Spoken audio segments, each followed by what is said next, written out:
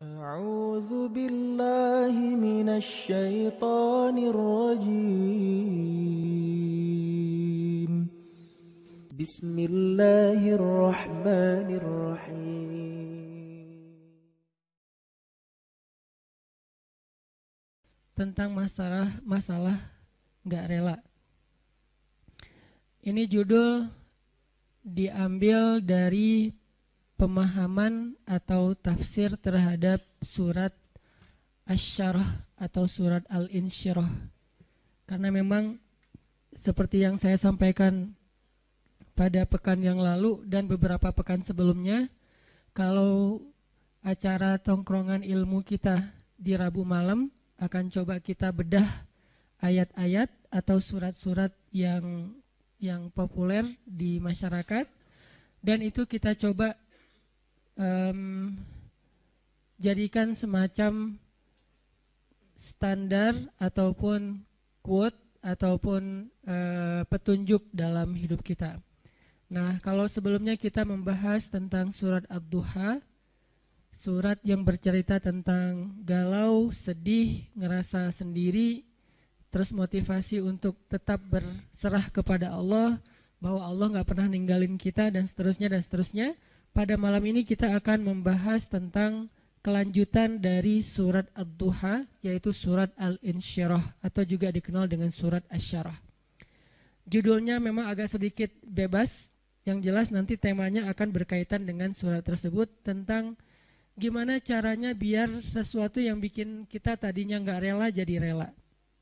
Gimana caranya kita rela seseorang yang dekatnya dengan kita tapi nikahnya sama orang lain.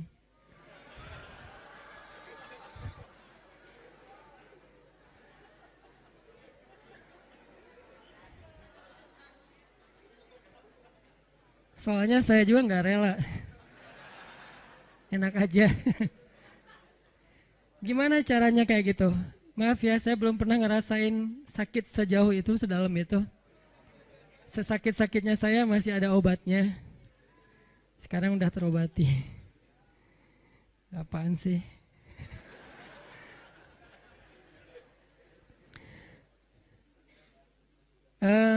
Gimana caranya kita bisa rela kalau pas kita berdoa minta sesuatu, Allah malah ngasih kita ujian. Kita lagi getol-getolnya meminta kepada Allah tentang sesuatu yang kita lagi kepengenin banget. Tiba-tiba Allah malah ngasih yang sebaliknya.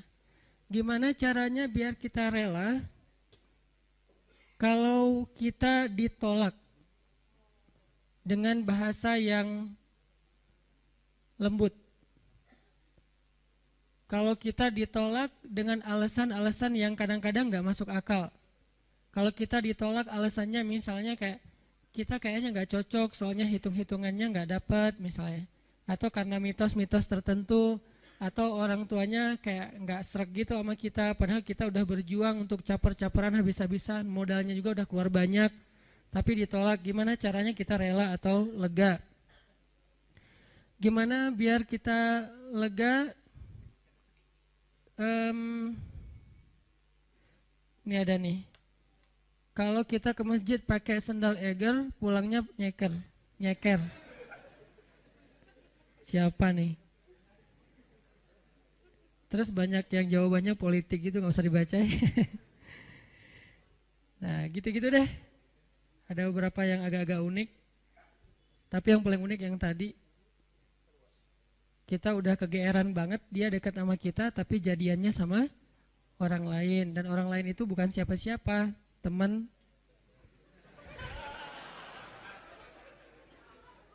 Nah, itu jahat banget. Gimana caranya kita bisa rela? Pernah nggak teman-teman mencoba untuk melakukan sesuatu yang kita tuh udah siap-siap bakal gagal? Kayaknya bisa dipastiin nggak akan berhasil. Contoh, kita kayak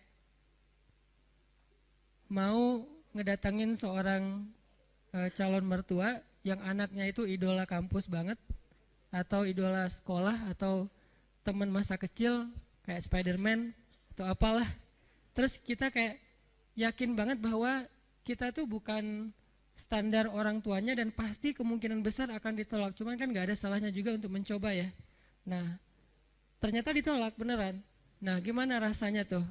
Apakah kita bisa benar-benar lega dan nggak dendam sama dia? Apakah kita benar-benar bisa ngerasa lega dan akhirnya bisa maafin orang tersebut kalau dia misalnya ngezolimin kita, ngejailin kita, ngecurangin kita, nikung kita?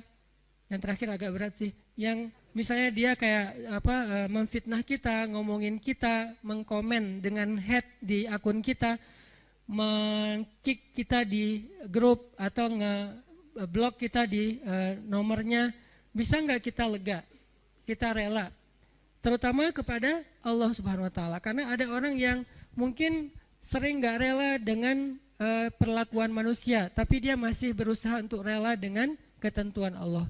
Yang parah tuh sampai ke Allah juga nggak rela. Dia nggak rela ketika Allah memberikan dia satu ketentuan. Bahkan nikmat pun kadang nggak rela. Dikasih nikmat sekian dia berharapnya lebih. Dikasih nikmat begini dia berharapnya begitu. Dikasih fisik yang ini dia berharapnya kayak gitu. Dan seterusnya. Kadang-kadang masalah rambut aja dia nggak rela. Belum lagi nanti masalah kulit. Belum lagi nanti masalah tinggi badan, masalah apa segala macam yang sifatnya emang takdir dia diciptakan kayak gitu. Beda dengan mungkin kalau yang masalah-masalah katakanlah misalnya kayak sesuatu yang sifatnya karena usaha kita kayak berat badan atau jerawatan atau apa, ini kan relatif ya. Tapi kalau emang udah takdirnya kayak gitu, dia nggak rela. Termasuk dia nggak rela dengan ketentuan Allah, dia seorang laki-laki sehingga dia pengen jadi ya transgender gitulah, pengen jadi cewek, terus dia cewek pengen jadi cowok, terus dia bingung gitu, kok dua-duanya nggak enak ya, terus saya jadi apa gitu kan ya. Nah, ini nggak rela gitu kan. Nah, ini semuanya adalah tentang syarhus sadar, berlapang dada. Berlapang dada pertama yang paling penting adalah berlapang dada terhadap ketentuan Allah. Yang kalau dalam bahasa fikihnya kadang disebut dengan istilah takdir. Disebut dengan istilah takdir. Atau berlapang dada dengan sikap-sikap orang kepada kita.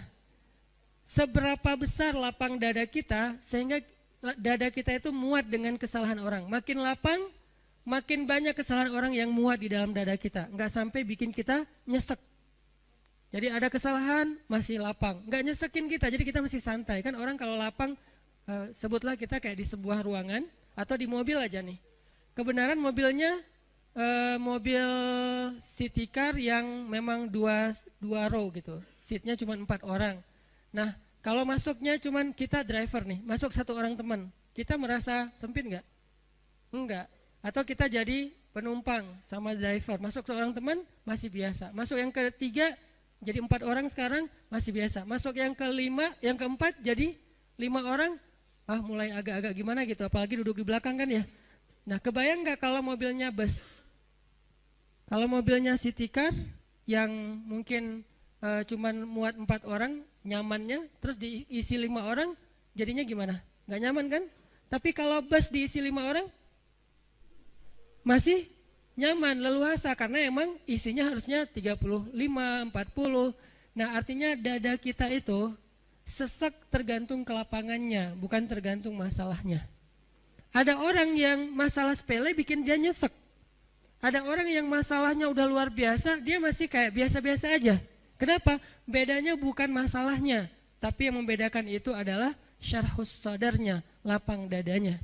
Ada orang ketika diomongin dengan satu komen negatif, hate yang masih wajar lah ya, cuman kayak misalnya bilang ria gitu doang, dia udah langsung rame gitu, udah langsung di replay, langsung terus dia kayak ngedebat gitu, langsung di blok, langsung dia kalau perlu akunnya juga ditutup, dia nggak mau pakai lagi Instagram pundung gitu, pundung Visosmed misalnya.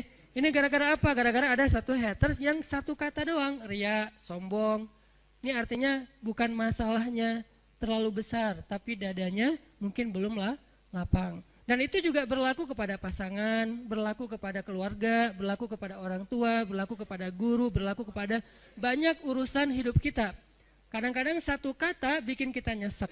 Tapi ada orang lain yang udah 1000 kata dan katanya semuanya bold, dia biasa-biasa aja. Kenapa? Mungkin dua kemungkinan. Dia orangnya cuek, orang yang nggak mau ngikutin kayak gitu-gitu, dan itu juga bisa jadi buah dari kelapangan dada, atau kemungkinan kedua adalah dia dadanya emang lapang. Hatinya emang lapang. Sehingga salah satu yang kita selalu doain itu apa? Rabbi syrahli, malah sebelum yang lain-lain, Rabbi syrahli sadri. Inilah yang diminta oleh Nabi Musa ketika Nabi Musa diutus kepada Firaun. Allah berfirman di surat Toha, idhab ila Firaun innahu tagha. Pergilah kamu kepada Firaun, dia itu jahat banget. Tagha itu jahat banget. Tagha itu zalim banget. Tagha itu durhaka. Tagha itu sangat sombong. Tagha itu udah luar biasa kejahatannya, bukan lagi orang yang kejahatannya masih wajar, udah di atas wajar, namanya tagha. Innahu tagha. Firaun itu luar biasa jahatnya. Apa kata-kata Musa? Musa nggak bilang ya Allah beri saya senjata. Karena kalau Musa minta senjata, Allah bakalan kasih senjata yang bisa ngalahin Firaun. Musa nggak bilang ya Allah kasih saya misalnya harta supaya saya bisa ngebeli semua kekayaan Firaun, kekuasaan Firaun saya bayarin aja lebih daripada Qarun. Malah yang diminta oleh Musa dalam misi yang sangat berat itu apa? Qala rabbi syrahli sadri. Itu pertama yang diminta sama Musa. Musa berdoa setelah Allah memberi dia perintah, kata Musa, rabbi syrahli sadri. Ya Allah lapangkan dada saya. Baru yang kedua, wa yassirli amri. Ya Allah mudahkan urusan saya. Jadi kalau dadanya udah lapang, maka urusannya jadi mudah. Kalau dadanya udah lapang, maka hidupnya jadi mudah. Kalau dadanya udah lapang, maka hubungan dengan pasangannya jadi mudah. Kalau dadanya udah lapang, maka hubungannya dengan partner atau teman kerja, tim bisnis kita jadi mudah. Kalau dadanya udah lapang, maka teamwork kita dalam suatu usaha sosial, gerakan dakwah atau apapun jadi mudah. Wa yassirli amri. Baru setelah itu, wahlul 'uqdatan min lisani yafqahu qauli. Selesai? Belum. Yang kita nggak bacain yang keempatnya, waj'alli waziram min ahli Haruna akhi. Dan beri saya juga seorang pendamping yang dia pintar ngomong dan dia itu lebih ngerti realitasnya, lebih tahu apa yang terjadi di sana, saudara saya Harun, supaya kami bisa sama-sama berdakwah kepada di sisimu ya Allah. Jadi yang pertama banget diminta oleh Musa menghadapi Firaun aja lapang dada. Kenapa? Karena kalau Allah kasih kelapangan dada untuk Musa, kejahatan Firaun itu nggak bikin Musa nyesek. Kebayang ya, orang yang lapang dada diperlakukan oleh Firaun aja masih belum nyesek. Gimana kalau suaminya bukan Firaun? Kan banyak ibu-ibu atau istri-istri bertanya, Ustadz gimana menghadapi suami yang pemarah, suami yang galak, suami yang nggak setia, suami yang suami. Sekian banyak kesalahan suaminya. Lebih besar mana dengan kesalahan Firaun? Pastinya lebih besar Firaun. Dan kita nggak membandingkan suami dengan Firaun ya. Artinya emang ya jauh lah insya Allah. Ini bukan dalam masa dalam niat membandingkan. Tapi kalau kesalahan Firaun aja dengan kelapangan dada Musa tidak pundung, Musa tetap bisa bersabar, Musa tetap bisa menuntaskan misi dakwahnya, berarti lapang dada itu penting banget dalam hidup kita teman-teman. Sampai dengan kelapangan dada bisa menghadapi orang sekelas Firaun, berarti kan lapang dada itu penting banget ya. Yang kalau di bawah Firaun pasti akan lebih lega lagi nih. Di Firaunin aja lega, di Firaunin.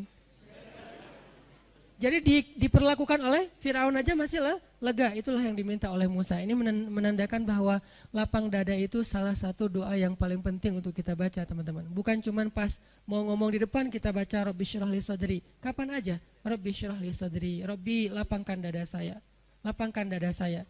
Kalau mau pulang ke rumah buat yang udah punya pasangan, istri lagi ngambek di pintu, Rabbi syrah li sadri. Pengalaman pribadi.